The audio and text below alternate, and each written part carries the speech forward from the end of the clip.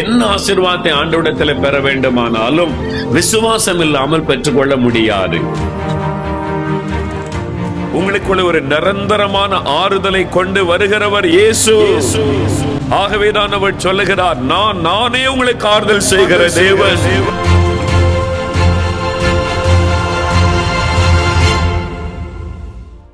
ஏசாயா 44 அதிகாரம் 3 வாசிக்க கேட்போம். தாகமுள்ளவன் மேல் தண்ணீரையும் வறண்ட நிலத்தின் மேல் ஆறுகளையும் ஊற்றுவேன். உன் சந்ததியின் மேல் என் ஆவியையும் உன் சந்தானத்தின் மேல் என் ஆசீர்வாதத்தையும் ஊற்றுவேன். உன் சந்ததியின் மீது என் ஆவியையும் உன் சந்தானத்தின் மேல் என் ஆசீர்வாதத்தையும் நான் ஊற்றுவேன். ஆண்டவர் குடும்பங்களுக்கு கொடுத்திருக்கிற ஒரு அற்புதமான வாக்குத்தத்தம். உன்னுடைய சந்ததியின் மீது என் ஆவியை நான் ஊற்றுவேன், உன்னுடைய சந்தானத்தின் மீது என்னுடைய ஆசீர்வாதத்தை நான் ஊற்றுவேன் என்று ஆண்டவர் சொல்லுகிறார். ஆண்டவர் நம்மை தனிப்பட்ட முறையில் நேசிப்பது மாத்திரம் அல்ல, நம்முடைய குடும்பங்களை ஆண்டவர் நேசிக்கிறார். நம் குடும்பத்தில் இருக்கிற ஒவ்வொருவர் மீதும் தேவன் தன்னுடைய ஆசீர்வாதத்தை ஊற்ற விரும்புகிறார். ஒரு பக்கம் தன்னுடைய ஆவியை ஊற்றி ஆவிக்குரிய வாழ்க்கையில் நம்மை ஆசீர்வதிக்க விரும்புகிறார். இன்னொரு பக்கம் நமக்கு தேவையான சகலவிதமான ஆசீர்வாதங்களையும் குடும்பத்திலே கொடுத்து நம்மை மகிழ்விக்க விரும்புகிறார். ஒரு ஆசீர்வாதமான மகிழ்ச்சியான குடும்பமாக நீங்கள் இருக்க வேண்டும். அதுதான் தேவனுடைய விருப்பமாக இருக்கிறது. ஒரு சமயம் சில ஆண்டுகளுக்கு முன்பாக அமெரிக்கா தேசத்திற்கு நானும் என் மனைவியும் ஊழியத்திற்காக சென்றிருந்தோம். வாஷிங்டன் டிசியில் இருக்கிற ஒரு குடும்பத்திலே நாங்கள் தங்கி இருந்தோம். அவர்கள்தான் அங்கே ஊழியங்களை ஒழுங்கு செய்திருந்தார்கள். ஒரு நாள் பகல் நேரம் நாங்கள் கூட்டத்திற்காக ஜெபம் பண்ணி ஆயத்தப்பட்டு கொண்டிருந்த நேரம், நாங்கள் தங்கியிருந்த அந்த வீட்டில் இந்த சகோதரர் சொன்னார், பிரதர், அவசரமாய் ஒரு இடத்துல போய் ஜெபிக்க வேண்டும், ஒரு குடும்பத்திற்காக போய் ஜெபிக்க வேண்டும். அவள் சொன்னார்கள், உடனே நாம் போக வேண்டும் பிரதர், ஒரு குடும்பத்திற்காக போய் நாம் உடனே அந்த வீட்டில் ஜெபிக்க வேண்டும். என்ன காரியம் என்பதாக நான் கேட்டேன். அவள் சொன்னார்கள், இந்த குடும்பம் உடைகிற நிலைமையில் இருக்கிறது, கணவன் மனைவிக்குள்ளே பிரச்சனை, இப்பொழுது 2 பேரும் பிரிந்து போவதற்கு ஆயத்தமாய் நிற்கிறார்கள். எங்களுக்கு தெரிந்த ஒரு குடும்பம், நல்ல கிறிஸ்தவ குடும்பம்தான், உடனே நாம் போக வேண்டும் என்பதாய் சொன்னார்கள். ஆகவே உடனே நாங்கள் புறப்பட்டு நானும் என் மனைவியும் அந்த சகோதரனும் அவருடைய மனைவியுமாக அந்த வீட்டிற்கு போய் சேர்ந்தோம். நாங்கள் போய் அந்த வீட்டிற்குள்ளே நுழையும் பொழுது பார்த்தால், எங்களை கண்டவுடன் அந்த வீட்டில் இருந்த சகோதரி ஓடி போய் அறைக்குள்ளே கதவை மூடி உட்கார்ந்து கொண்டார்கள். எங்களோடு பேசக்கூட அவள் விரும்பவில்லை. நாங்கள் ஜெபிக்க வந்திருக்கிற ஊழியர்கள் என்று தெரியும். அவள் போய் கதவை மூடி அறைக்குள் இருந்து கொண்டார்கள். அவருடைய கணவரை நான் கவனித்தேன். பைத்தியம் பிடித்தவரை போல அவர் வாயில வந்ததெல்லாம் பேசிக்கொண்டு மிங்கு நடந்து கொண்டிருக்கிறார். அவருடைய முக ரூபமே வித்தியாசமாய் காணப்படுகிறது. இந்த சூழ்நிலையில் என்ன ஜெபம் பண்ணுவது? கணவர் ஒரு பக்கம் தானாய் பேசிக்கொண்டு அலைகிறார். எங்களோடு பேசக்கூட ஒரு விருப்பப்படவில்லை. மனைவி ஒரு பக்கம் கதவை மூடிக்கொண்டு அறைக்குள்ளே போய் முடங்கி விட்டார்கள். எப்படி இவர்களோடு பேசுவது, என்ன செய்வதென்று ஒரு தடுமாற்றம். நம்முடைய நாட்டை போல அல்ல. அந்த சகோதரர் சொன்னார், கணவன் மனைவிக்குள்ளே பிரச்சனை, யாராவது கேள்விப்பட்டு போலீஸுக்கு சொல்லிவிட்டால் அவ்வளவுதான். அவள் வந்த உடனே சில மணி நேரம்தான் கொடுப்பார். 2 பேரில் ஒருவர் வீட்டை காலி பண்ண வேண்டும். உடனே பிரித்து வைத்து விடுவார்கள். நம்ம நாட்டில் உள்ள காவல்துறைக்காக நாம் தேவனை துதிக்க வேண்டும். ஒரு குடும்பத்தில் பிரச்சனை என்று போலீஸ் நிலையத்திற்கு போனால் அவளை சேர்த்து வைக்க எவ்வளவோ போலீஸ்காரர்கள் பிரயாசப்படுகிறார்கள். காவல்துறையினர் உட்கார்ந்து அன்பாய் பேசுகிறார்கள், அதட்டி பேசுகிறார்கள், எப்படியாவது சேர்த்து வைக்க முயற்சி பண்ணுகிறார்கள். அமெரிக்காவில் அப்படியெல்லாம் இல்லை. உடனே 2 பேரில் ஒருவர் வீட்டை காலி பண்ணிவிட வேண்டும், பிரித்து வைத்து விடுவார்கள். அதுதான் அங்கே நடைபெறுகிற காரியம். ஆகவே ஒரு காரியம் வந்துவிட்டால், பிரிந்து விட்டால் அவ்வளவுதான். அதன் பிறகு சேருவது என்பது முடியாத ஒரு காரியம் என்று அந்த சகோதரர் அந்த நாட்டின் காரியத்தை எங்களுக்கு விளக்கினார். ஆனால் அந்த சூழ்நிலை பார்த்தால் 2 பேரும் பேச வருவதை போல் தெரியவில்லை. நான் சொன்னேன், நாம் ஜெபம் பண்ணலாம், அவங்க பேச வராவிட்டால் நாம் ஜெபிக்கலாம் என்று சொல்லி நாங்கள் அந்த வீட்டுக்குள்ளே முழங்கால் படியிட்டு பரிசுத்த ஆவிக்குள்ளே நிரம்பி ஜெபிக்க ஆரம்பித்தோம். இந்த குடும்ப சமாதானத்துக்கு எடுக்கிற ஆவிகள், இந்த குடும்பத்தில் பிரிவினை கொண்டு வரும்படி போராடுகிற இந்த ஆவிகளை எதிர்த்து நாங்கள் ஜெபிக்கிறோம் என்று பரிசுத்த ஆவிக்குள்ளே நிரம்பி நாங்கள் ஜெபிக்க ஆரம்பித்தோம். இந்த குடும்பத்தை உடைக்கும்படி போராடுகிற பொருளாத சாத்தானை இயேசுவின் நாமத்தில் எதிர்க்கிறோம் என்ற ஆவில நிரம்பி நாங்கள் ஜெபிக்க ஆரம்பித்தோம். நாங்கள் ஜெபிக்க ஜெபிக்க ஜெபிக்க தேவ பிரசன்னம் கடந்து வர ஆரம்பித்தது. சில நிமிட நேரம் நாங்கள் போராடி ஜெபித்து கொண்டே இருக்கிறோம். அந்த நேரத்தில் திடீரென்று அந்த கணவருக்குள் ஒரு மாற்றம். தான் பைத்தியக்காரனை போல தானாய் பேசிக்கொண்டு திட்டிக்கொண்டு அலைந்து கொண்டிருந்தவர் தானாக வந்து எங்கள் அருகிலே முழங்கால் படியிட்டார். நாங்கள் இன்னும் ஆவிலே நிரம்பி அந்த குடும்பத்திற்காய் ஜெபிக்க ஜெபிக்க திடீரென்று அவருடைய மனைவி கதவை திறந்து கொண்டு அறைக்குள்ளிருந்து வந்தார்கள். எங்கள் அருகிலே வந்து அவளும் முழங்கால் படியிட்டார்கள். நாங்கள் இன்னும் ஆவிலே நிரம்பி அந்த குடும்பத்தின் அந்த ஆசீர்வாதத்திற்காக அவர்கள் சேர்ந்து வாழ பிசாசை எதிர்த்து ஜெபிக்க ஜெபிக்க கணவர் கண்ணீர் விட்டு அழுகிறார், அவருடைய மனைவி கண்ணீர் விட்டு அழுகிறார்கள். சில நிமிட நேரத்திற்குள் ஒரு ஆச்சரியமான மாற்றம் அந்த வீட்டிற்குள்ளே உண்டானது. நாங்கள் ஜெபம் பண்ணி முடித்து எழுந்தபோது கணவன் மனைவி 2 பேரும் கண்ணீரோடு தெய்வ சமூகத்தில் நின்றார்கள். ஒருவரை ஒருவர் மன்னிப்பை கேட்டு ஒப்புரவாகி, எங்களிடத்திலும் அந்த நாங்கள் உங்களை வரவேற்கவில்லை என்று மன்னிப்பை கேட்டு ஒப்புரவாகி அந்த குடும்ப சூழ்நிலை அப்படியே தலைகளாய் மாற்றப்பட்டதை காண முடிந்தது. இன்றைக்கும் பாருங்கள், நாங்கள் அந்த தேசத்திற்கு ஊழியத்திற்கு போகும்போதெல்லாம் எங்களை தங்களுடைய வீட்டிற்கு அன்போடு கூட அழைத்து உபசரிப்பார்கள். அருமையான பிள்ளைகள் இருக்கிறார்கள். அவர்கள் சொன்னார்கள், அன்றைக்கு நீங்கள் வந்து சரியான நேரத்தில் ஜெபிக்காமல் இருந்திருந்தால் எங்கள் குடும்பமே சிதறி சின்னாபின்னமாகி போயிருக்கும். இன்றைக்கு நாங்கள் குடும்பமாய் ஆண்டவருக்கு சாட்சியாய் இருக்கிறோம் என்று மகிழ்ச்சியோடு அந்த குடும்பத்தார் சொல்லுவார்கள். எனக்கு அன்பானவர்களே, ஆவியானவர் அப்ப தெளிவாய் ஒரு காரியத்தை விளங்க பண்ணினார். பிசாசனுடைய வல்லமைதான் குடும்ப சமாதானத்தை கெடுக்கிறது. பிசாசானவன் தான் முழு பலத்தோடு குடும்பத்திற்கு விரோதமாக எழும்பி கணவன் மனைவிக்குள்ளே பிரிவினை கொண்டு வரும்படி போராடுகிறான் என்பதாக யோவான் 10ஆம் அதிகாரம் 10ஆம் வசனத்தை வாசிக்கும் பொழுது இயேசு ஒரு காரியத்தை தெளிவாய் சொல்லுகிறார். திருடனானவன் திருடவும் கொல்லவும் அழிக்கவும் வருகிறானே என்று வேறொன்றுக்கு வரான். பிசாசு குறித்து இயேசு சொல்லுகிறார், அவன் திருடன். கணவன் மனைவிக்குள் இருக்கிற அன்பை அவன் திருடி கொள்ளுவான். குடும்பத்தில் இருக்கிற சமாதானத்தை அவன் திருடி கொள்ளுவான்.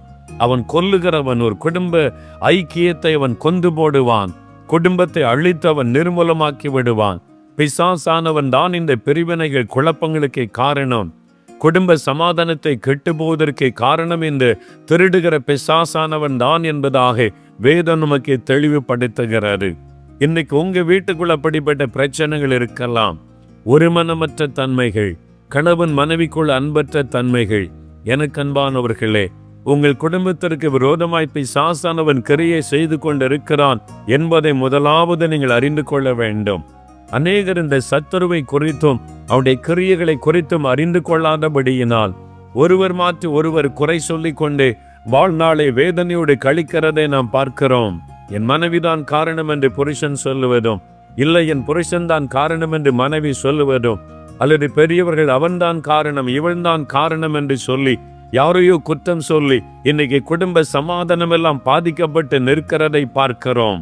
குடும்பங்களுக்கு விரோதமாய் எழும்பி நிற்கிற பிசாசனுடைய தந்திரங்களையும் அவனுடைய கிரியைகளை நாம் அறிந்து கொள்ள வேண்டியது மிகவும் அவசியம். ஒரு காரணமும் விளங்கி கொள்ள முடியாதபடி ஒரு மனமற்ற தன்மை அநேக குடும்பங்களுக்குள்ள இன்னைக்கு காணப்படுகிறது. ஒரே வீட்டிலே குடும்பமாய் வாழ்ந்தும் கூட ஒரு சந்தோஷம் இல்லாதபடி, மகிழ்ச்சி இல்லாதபடி, இது என்ன குடும்ப வாழ்க்கை என்று உள்ளத்திற்குள்ளே வேதனைப்பட்டு தவித்து கொண்டிருக்கிற மக்கள் இன்னைக்கு ஏராளம். குடும்ப வாழ்க்கையின் சந்தோஷம் மெய்யான மகிழ்ச்சி இல்லாதபடி வேதனையில் வாழ்ந்து கொண்டிருக்கிற மக்கள் இன்னைக்கு ஏராளம். நீங்கள் வெளியே சொல்லாவிட்டாலும் உங்களுடைய உள்ளத்திற்குள் அப்படிப்பட்ட வேதனை பல குடும்பங்களில் காணப்படுகிறது. ஆண்டவர் இன்றைக்கு உங்களுடைய குடும்பத்தில் ஒரு அற்புதம் செய்ய விரும்புகிறார். குடும்பங்களுக்கு விரோதமாய் எழும்பியிருக்கிற சத்துருடைய வல்லமைகளை அழித்து ஆண்டவர் உங்களுடைய குடும்ப வாழ்க்கையை கட்டி எழுப்ப விரும்புகிறார். இன்றைக்கு இந்தியாவில் இருக்கிற அநேக குடும்பங்கள் இருக்கிற அடுத்த பிரச்சனை மாமியார் மருமகள் பிரச்சனை. நிறைய குடும்பங்கள் உடைந்து போக காரணம் அது. பத்திரிகை குறிப்புகள் கூட சொல்லுகிறது, பெற்றோர் தான் இந்த பிரிவினைக்கு முக்கிய காரணமாக பல குடும்பத்தில் இருக்கிறார்கள்.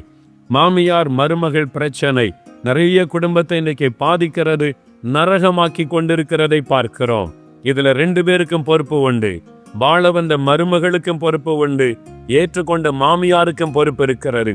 மாமியார் மருமகளை பற்றி எங்க சொல்லி இருக்குது? வேதத்தில் ரூத் என்ற ஒரு புஸ்தகம் எழுதப்பட்டிருக்கிறது. ரூத்தின் புஸ்தகத்தை வாசித்து பாருங்கள். மாமியார் எப்படி இருக்க வேண்டும், ஒரு மருமகள் எப்படி இருக்க வேண்டும் என்று வேதம் அழகாக நமக்கு சொல்லுகிறது. வேதத்தில் சொல்லப்பட்ட நகோமி என்ற மாமியாரை போல நீங்கள் நடந்து கொள்ளுங்கள். வேதத்தில் சொல்லப்பட்ட ரூத் என்ற மருமகளை போல நடந்து கொள்ளுங்கள். உடைய குடும்பத்திற்குள்ள ஆசீர்வாதத்தை நீங்கள் பார்க்க முடியும். மாமியாருக்கு உதாரணமாக நகோமியை பாருங்கள். ரூத் 3ஆம் அதிகாரம் 1ஆம் வசனத்தை வாசித்தால் அங்கே நகோமி சொல்லுகிறாள், மகளே என்று சொல்லுகிறாள். நீ நலமாய் வாழ்ந்திருப்பதை நான் தேடாமல் இருப்பேனோ என்று சொல்லுகிறாள். தன் மருமகள் வாழ்ந்திருக்க வேண்டும் என்று விரும்புகிற மாமியார், தன்னுடைய மருமகளை மகளே என்று அழைக்கிற மாமியார். உங்க வீட்டுக்கு ஒரு மருமகள் வருகிறாள் என்று சொன்னால் அவள் மருமகள். இன்னொரு மகளை ஆண்டவர் உடைய வீட்டிற்கு கொண்டு வருகிறார். மகளாக ஏற்றுக்கொள்ள வேண்டும். மகளை போல் அவளை நேசிக்க வேண்டும். அதற்குத்தான் ஆண்டவர் மருமகளை உடைய வீட்டிற்கு கொண்டு வருகிறார். அவளை அந்நியராக கருதாதபடி உடைய குடும்பத்தில் வாழுவதற்காக எல்லாரையும் விட்டு உங்களுடைய வீட்டிலே வாழ வந்திருக்கிற அந்த மகளுக்கு ஒரு முழு இருதயத்தோடு நீங்கள் அன்பு காட்ட வேண்டியது அவசியம். ஆனால் அநேகர் பாருங்கள், அநேகருக்கு மாமியார் மருமகள் பிரச்சனை ஏன் வருதுன்னு சொன்னா பயம்.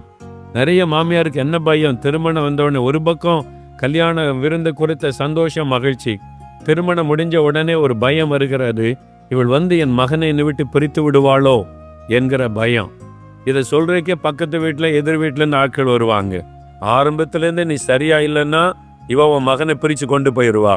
பிசாசு அவங்களை அனுப்புவா அவங்கள்ட்ட பேசுறதுக்கு. தவறான ஆலோசனைகளுக்கு செவி கொடாதிருங்கள். பாருங்கள், பயம் நிறைய மாமியாருக்கு. என் மருமகளை மகனை பிரித்து கொண்டு போய் விடுவாளோ என்கிற பயம். பயப்படாதிருங்க. உங்களுடைய மகனும் மருமகளும் சந்தோஷமா இருக்கட்டும். அவங்க உங்களை விட்டு பிரிந்து அவங்களோட சந்தோஷமா இருப்பாங்கன்னு தானே இயேசு சொல்லி இருக்கிறா. அப்ப எங்களை யார் கவனிப்பா? உங்களை ஆண்டவர் கவனித்துக் கொள்ளுவா. நீங்க ஆண்டவரை சார்ந்து நில்லுங்க. ஏன் உங்களுடைய பிள்ளையை சார்ந்து நிற்கிறீர்கள்? ஆண்டவரை சார்ந்து கொள்ளுங்க. முதிர் வயதிலும் அவர் உங்களை கைவிடாதபடி கடைசி வரை தாங்கி நடத்துகிற தேவன் உங்களுக்கு இருக்கிறார். ஆனால் அவங்க சந்தோஷமா இருக்கட்டும். என்னை கர்த்தர் பார்த்து கொள்ளுவார், எங்களை கர்த்தர் நடத்துவார் என்றவரை சார்ந்து கொள்ளுங்கள். வீண் பயத்திற்கு இடம் கொடுக்காதிருங்கள். இந்த பயத்தின் நிமித்தமாகவே அநேகர் மருமகளை கொடுமையாய் நடத்துகிறதை, மகனிடத்துல இல்லாத பொல்லாதெல்லாம் சொல்லி கொடுத்து அங்கே குடும்பத்திற்குள்ளே பிரச்சனை உண்டாக்குவது நிறைய தாய்மார்கள். அப்படி இல்லாமல் மகளாக நேசிக்கிறவளும் இருக்கிறார்கள். கர்த்தருக்கு ஸ்தோத்திரம். நீங்கள் எப்படி இருக்கிறீர்கள் என்று யோசித்து பாருங்கள். வேத வசனத்திற்கு நேராக நீங்கள் திரும்ப வேண்டியது அவசியமாயிருக்கிறது. சிலருக்கு பண ஆசை, அதனாலே மருமகளை கொடுமைப்படுத்துறது. உங்களுக்கு ஒன்று தெரியுமா? தமிழ்நாட்டிலே மாத்திரம் தினந்தோறும் குறைந்தது ஒரு பெண் வரதட்சணை பிரச்சனையினால் மரணம் அடைகிறாள் என்று ஒரு பத்திரிகை குறிப்பு சொல்லுகிறது. தினமும் யாரோ ஒரு சகோதரி வரதட்சணை என்கிற அது நிமித்தமாக ஒருவர் மரணம் அடைகிறார்கள். எத்தனை கொடூரமான ஒரு காரியம் இது! பிசாசனுடைய காரியம். ஆகவே இதற்கு இடம் கொடாமல் இருங்கள். இவ்வளவு நகை வேணும், இவ்வளவு பணம் வேணும், இவ்வளவு ரொக்கம் வேணும், இந்த வார்த்தை உங்களுடைய கிறிஸ்துவோடைய வாயிலிருந்து வரவே கூடாது. அப்படி வந்தால் நீங்கள் இயேசுவை அறிந்தவர்களே அல்ல. இன்றைக்கு அதற்கு ஒப்பு கொடுக்க வேண்டும். எத்தனை மாமியார், நீ என்ன போட்டு வந்த? நான் அந்த காலத்துல எவ்வளவு நகை போட்டு வந்த தெரியுமா? பிச்சைக்கார குடும்பத்திலிருந்து வந்திருக்கிற. வாழ வந்த மருமகளை வார்த்தையினால் திட்டி வதைக்கிற மாமியார்கள் எத்தனை பேர்! எனக்கு அன்பானவர்களே, அந்த பாவத்தை செய்யாதிருங்கள். தேவன் உங்களை கவனித்துக் கொண்டிருக்கிறார் என்பதை மறந்து போகாதிருங்கள். கொஞ்சம் யோசித்து பாருங்கள். உங்களுடைய மருமகள் எவ்வளவு நகை போட்டுட்டு வந்தாலும் திருமணமாகி வந்த உடனே அதையெல்லாம் கழட்டி மாமியார் நீங்க வச்சுக்கிட்டு உங்க கையிலே தரப்போகிறான், உங்ககிட்டே கொடுக்க போறா? யோசிங்களேன். இந்த மூளையில கொஞ்சம் யோசனை வேண்டாமா? எத்தனை கிலோ அவ நகை போட்டு வந்தாலும் வந்த உடனே கழட்டி மாமியார் கையிலேயே கொடுக்க போகிறா? அவதான் வைத்திருக்க போகிறான். எவ்வளவு கொண்டு வந்தா அவங்களுக்கு என்ன? ஏன் அந்த நகைக்கும் பணத்திற்கும் இடம் கொடுத்து, பிசாசுக்கு இடம் கொடுத்து குடும்ப சமாதானத்தை நாம் கெடுக்க வேண்டும்? எனக்கு ஒரு குடும்பத்தை தெரியும். திருமணமாகி வந்த உடனே அடுத்த நாளே மருமகளை கூப்பிட்டு நகையெல்லாம் கழட்டி நாங்க இருக்கு எடை போட்டு பார்க்கணும், சொன்னபடி இருக்குதான். நீ கிறிஸ்தவ குடும்பத்தில் கேவலமான ஒரு காரியமாக இல்லை, அசிங்கமான அருவருப்பான ஒரு காரியமாக இல்லை. அந்த மகளுடைய உள்ளம் எப்படி காயப்படும் என்கிற உணர்வு நமக்கு இருக்க வேண்டாமா? யோசித்து பாருங்க, எவ்வளவு துக்கமான ஒரு காரியம். அந்த மகள் எப்படி அந்த வீட்டுல சந்தோஷமா இனி வாழ முடியும்? எப்படி அவள் மகிழ்ச்சியோடு இந்த குடும்பத்தை ஏற்றுக்கொள்ள முடியும்? புதிதாய் வாழ வந்த இந்த குடும்பத்தை தன் குடும்பமாக எப்படி ஏற்றுக்கொள்ள முடியும்? ஆகவே பிரியமான, இப்படிப்பட்ட பாவத்தை செய்யாதிருங்கள். தேவன் இதை கவனித்துக் கொண்டிருக்கிறார் என்பதை மறந்து விடாதிருங்கள். சிலர் அறியாமையினால மருமகளை கொடுமைப்படுத்துவார். ஏன் சொல்லணும், 30 வருஷத்துக்கு முன்னால நான் கல்யாணம் பண்ணிட்டு வந்தப்போ எங்க மாமியார் இப்படிதான் நடத்தினாங்க, நான் உன்னை இப்படிதான் நடத்துவேன். போன தலைமுறையே சில மாமியார் நினைச்சுக்கிட்டு இருப்பாங்க, எங்க மாமியார் இப்படித்தானே பண்ணாங்க, நானும் இப்படியே நடத்தணும். தயவு செய்து பழையவைகளை மறந்து விடுங்கள். காலங்கள் மாறிக்கொண்டே வருகிறது. இப்ப வாழ்கிற காலத்துக்கு ஏற்றபடி அவள் சந்தோஷமாய் வாழ இடம் கொடுங்கள். அறியாமை உங்களுடைய உள்ளத்தை விட்டு விலகட்டும். ஆண்டவருடைய சமூகத்துல ஜெபம் பண்ணி ஆண்டவருடைய ஆலோசனை பெற்று வேத வசனத்தின்படி வாழ அர்ப்பணித்துக் கொள்ளுங்கள். அதே மாதிரி மருமகளும் வீட்டுக்கு வந்தா சில மருமகளுக்கு அவங்க அப்பா அம்மா சொல்லி அனுப்புவாங்க, நாங்க அந்த குடும்பத்தை பார்த்ததுல உன் கணவர் ஒருத்தர் தான் நல்ல ஆள் மாதிரி தெரியுது, உன் மாமியாரை குறித்து ஜாக்கிரதையா இருந்துக்க. இவன் அந்த வீட்டுக்கு போறதுக்கு முன்னாலே விதையை விதைச்சிருவாங்க. சில தாய்மார் தான் அதை செய்யறது, இந்த நல்ல காரியத்தை அந்த விதையை விதைச்சிருவாங்க. இந்த மகள் போய் குடும்பம் நல்லா நடத்தி குடும்பத்தை கட்டி எழுப்பண்ணி தான் போவா. இவங்க போகும்போதே சொல்லி அனுப்பிடுவோம், புருஷன் ஒரு ஆள் தான் நல்ல ஆள் மாதிரி தெரியுது, மாமியாரெல்லாம் நம்பிராத, விதையை போட்டுருவாங்க. இவ போகும்போதே அந்த குடும்பத்து மேல புருஷனை தவிர யாரையுமே நேசிக்கிறது இல்லை. அதான் நிறைய குடும்பத்துல பிரச்சனை. நீங்கள் திருமணமாகி உடைய மாமியார் வீட்டுக்கு போகும்போது உடைய புருஷன் குடும்பத்தார் அத்தனை பேரையும் உடைய குடும்பத்தை போல நேசிக்கணும். அப்பதான் அந்த குடும்பத்துல நீங்க சமாதானமா இருக்க முடியும். அதுதான் கர்த்தர் விரும்புகிற காரியம். ரூத் என்ன சொன்னாள்? உங்களுடைய குடும்பம் என் குடும்பம், உன்னுடைய தேசம் என்னுடைய தேசம், உங்கள் தேவன் என்னுடைய தேவன். அப்படிப்பட்ட ஒரு அர்ப்பணிப்போடு ரூத் கடந்து போனாள். நீங்கள் ஒரு மாமியார் வீட்டுக்கு போகும் பொழுது இனிமேல் அவள் தான் எனக்கு தாயும் தகப்பனும், அந்த குடும்பம் தான் என்னுடைய குடும்பம், அந்த குடும்பத்தார் தான் என்னுடைய குடும்பத்தார் என்று அவளை நேசிக்க உங்களை அர்ப்பணிக்க வேண்டும். அப்பதான் உங்களுடைய குடும்பத்திற்குள்ளே தேவனுடைய ஆசீர்வாதத்தை பார்க்க முடியும், தேவ சமாதானத்தை பார்க்க முடியும். ஒரு சமயம் பாருங்கள், ஒரு சகோதரி வந்தாங்க, அவங்களுக்கு 2 பிள்ளைகள் இருக்கிறாங்க. என் கணவருக்காக ஜெபிங்கன்னு சொன்னாங்க. என்ன காரியம்னு கேட்டேன். கணவர் பிஸ்னஸ் பண்றாரு, நாங்கள் மெட்ராஸில் நல்ல வீடு நல்ல வசதியாக இருக்கிறோம். திடீர்னு என் கணவர் சொல்கிறார், நம்ம பெங்களூருக்கு போயிடலாம், அங்கே ஒரு பெரிய வீடு வாங்கி நம்ம எல்லாம் அங்கே போய் செட்டில் ஆகிடலாம், எங்கள் அப்பா அம்மா இதே வீட்டில் இருக்கட்டும், நீ பிள்ளைகள் எல்லாம் அங்கே போயிடலான்னு சொல்கிறாங்க. நான் சொன்னேன், அதுக்கு என்ன செய்யணும்? இல்லை, என் கணவர் மனசு ஆண்டவர் மாற்றணும், நாங்கள் இங்கேயே இருக்கணும் என்பதாக சொன்னார்கள். நான் சொன்னேன், எத்தனை சகோதரிமார் எப்பண்டா புருஷன் இப்படி சொல்லுவார், நம்ம தனி கொடுத்தனம் போலான்னு காத்திருக்கிறாங்க. உங்கள் கணவரே சொல்கிறார் நம்ம போகலாம், அப்பா அம்மா அங்கே இருக்கட்டும், ஆள் வச்சு கவனித்து கொள்ளான்னு சொல்கிறாரு, நீங்கள் போயிட வேண்டியதானன்னு சொன்னேன். அந்த சகோதரி என்ன சொன்னாங்க தெரியுமா? வயதான என் மாமனாருக்கும் மாமியாருக்கும் எங்களை விட்டால் யார் இருக்கிறாங்க? அவர் ஒரே மகன், நான் தானே அவங்கள கவனிக்கணும், அவங்க எனக்கு தாயின் தகப்பனும் போன்றவர்கள், சாகு வரைக்கும் அவங்களை கவனிக்கிற பொறுப்பு என்னோட இது தானே. என் கணவர் அதை தட்டி கழித்து போக விரும்புகிறார், எனக்கு விருப்பம் இல்லை, நீங்க ஜெபம் பண்ணுங்க, என் கணவருடைய உள்ளத்தை ஆண்டவர் மாற்றட்டும். இப்படிப்பட்ட நல்ல மருமகளை பார்த்து கர்த்தர் அந்த குடும்பத்தை கட்டாயம் ஆசீர்வதிப்பா. உங்களுக்குள் அப்படிப்பட்ட இருதயம் இருக்கணும். என்னுடைய கணவருடைய தாயின் தகப்பனும் எனக்கு தாயின் தகப்பனும் போன்றவர்கள், அந்த குடும்பத்தையே நீங்க நேசித்தா உடைய குடும்ப வாழ்க்கையில சமாதானம் இருக்கும். ஒப்பு கொடுங்க. ஆண்டவரே, நாங்களும் நகோமி ரூத்த மாதிரி என் மருமகளை என் மகளை போல நான் நேசிக்கணும், அவள் என்னதான் தப்பு பண்ணியிருந்தாலும் நான் மன்னிக்கணும். ஆண்டவரே, என் மகனுக்கு நீர் கொடுத்த துணை, அவள் தான் கடைசி வரைக்கும் என் மகனுக்கு துணையாக நிற்க போகிறாள். நான் ஏன் அவளை வெறுக்கணும்? நான் ஏன் அவளை கசந்து கொள்ளணும்? ஏன் அவளை காயப்படுத்தணும்? என்னை மன்னிச்சிருங்க, நான் அவளை நேசிக்கணும், அவங்ககிட்ட என் மகளை போல நான் நினச்சி வைத்து கொள்ளணும் அப்படின்னு ஒப்பு கொடுங்க. ஜெபம் அதுக்காக. தகப்பனே, எங்கள் குடும்பம் ஒரு மகிழ்ச்சியான குடும்பமாக இருக்கணும்னு விரும்புகிறீங்கப்பா. அதில் கணவன் மனைவி மாத்திரம் அல்ல, மாமியார் மருமகள் என்ற உறவும் எவ்வளோ புனிதமான முக்கியமான உறவு என்பதை வெளிப்படுத்தி காண்பித்திருக்கிறீர். நகோமி ரூத்தை போல எல்லா குடும்பத்திலேயும் மாமியார் மருமகளுக்குள்ள அன்பு ஐக்கியம் வரணும். இயேசுவின் அன்பு உண்டாகணும். இந்த அன்பை கெடுக்கிற பிசாசின் கிரியைகள் குடும்பத்தை விட்டு விலகணும். மாமியாருக்குள்ளே மருமகளுக்குள்ளே கசப்பையும் வெறுப்பையும் பிரிவினை உண்டாக்குகிற சாத்தானுடைய வல்லமை விலகி போகட்டும் இயேசுவின் நாமத்தில் என்று ஜெபிக்கிறேன். ஆண்டவரே, அந்த உறவுகள் பலப்படுவதாக, அன்பு ஐக்கியம் உண்டாவதாக, மகிழ்ச்சியான குடும்பமாய் மாறுவதாக. ஆண்டவரே, மாமியார் மருமகளுக்குள்ளே நல்ல ஒரு உறவும் புரிந்து கொள்ளுதலும் சந்தோஷமும் மன மகிழ்ச்சியும் உண்டாவதாக. ஆவியானவர் இந்த மாற்றத்தை குடும்பத்துக்குள்ளே உண்டாக்கும். இந்த குடும்பத்துக்குள்ளே சமாதானத்தை கெடுக்கிற பிசாசின் வல்லமைகளை கடிந்து கொள்ளுகிறேன். ஆண்டவரே, இந்த சுயம் என்கிற பெருமை உணர்வுகள் விலகட்டும் இயேசுவின் நாமத்தில். ஆண்டவரே, ஒருவருக்கு ஒரு விட்டு கொடுத்து நேசித்து அன்பு காட்டுகிற கிறிஸ்துவின் அன்பு ஒவ்வொரு மாமியாரையும் மருமகளையும் நிரப்பட்டும் என்று ஜெபிக்கிறேன். நீர் அப்படி செய்ததற்காய் ஸ்தோத்திரம், ஸ்தோத்திரம். இயேசு கிறிஸ்துவின் நாமத்தில் ஜெபிக்கிறோம் பிதாவே. ஆமேன், ஆமேன். For further details and prayer support, contact Jesus Redeems Ministries, Nalumavudi, Thuthukudi District, 628-211. Our phone number 04639-353535. info@jesusredeems.org.